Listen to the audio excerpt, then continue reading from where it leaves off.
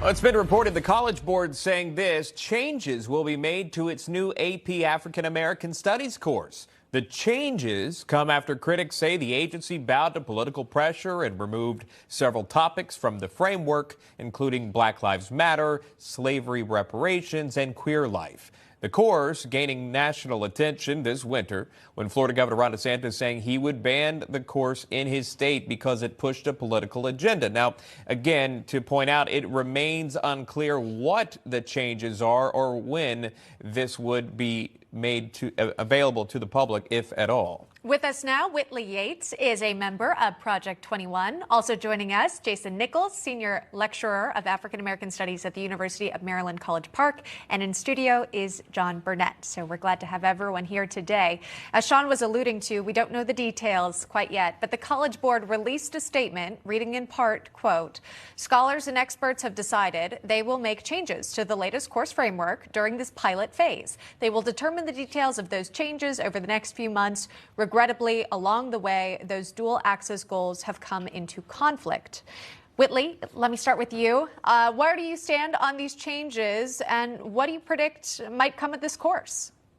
You know, I think that we should be teaching history authentically and accurately. And I'm excited that they are not going to bow to political pressures and to allow for history to be taught. My issue, or what I am worried about, is really how will history be taught when it comes to topics like slavery, or more importantly, when it comes to topics like Black Lives Matter? Are they going to be able to talk about the fact that this organization utilized and siphoned money off of people for their own personal gain, for no type of justice or reform? And so I think what you have to realize is that as the College Board are changing these types of things, there will be different lenses, perspectives, and propaganda within each state that these topics are going to be taught through. And talking about that teaching, I want to bring Jason Nichols appropriately in for this. I believe you teach African American Studies. What is your take? What do you believe maybe the changes could be? Why this announcement now? Your thoughts? Well, first of all, I think it's important to let educators be educators. I know people who were involved in creating this framework. Rather than bowing to political pressure or letting people who are not experts in African American history, culture, or African American studies claim what should be the framework, I think is problematic. I think there were lots of experts who were involved in creating this framework. I also think students should learn about the 1963 March on Washington for Jobs and Freedom. And I also think they should learn about the man who organized it, an openly gay man by the name of Bayard Rustin, who was a close confidant of Dr. King.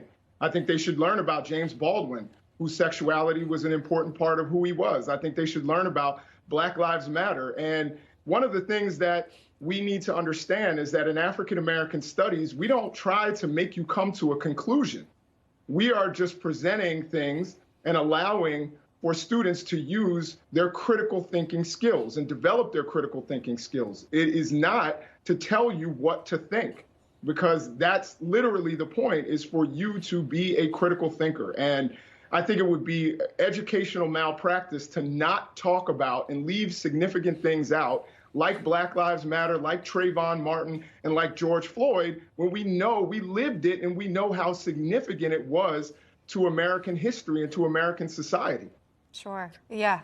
Major events and major figures who have been part of history. John, your thoughts on the matter, and then also the fact that it was Governor DeSantis who initially raised the issue of what this course entailed, and now we're seeing a reaction. I have a lot of respect for Jason. I actually happen to like him. However, many of these individuals who are making these decisions are educated fools from uneducated schools. Just because they have PhDs don't make them real experts. And the thing is, when you look at, as Whitley pointed out, when you look at Black Lives Matter, yeah, black is in the name, but there's nothing black about Black Lives Matter, nor its agenda.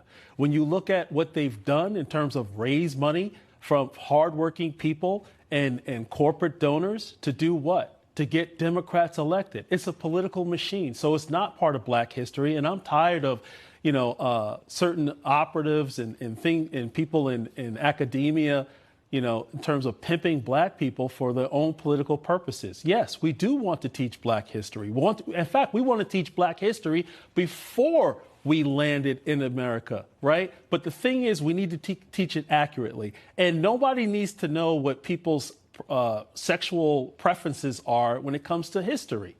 We've got to leave it right there in the essence of time, but we appreciate the time of Whitley Yates and Jason Nichols. Thank you so much. It's always a pleasure to have this discussion with each and every panelist here. John's going to stick around with us.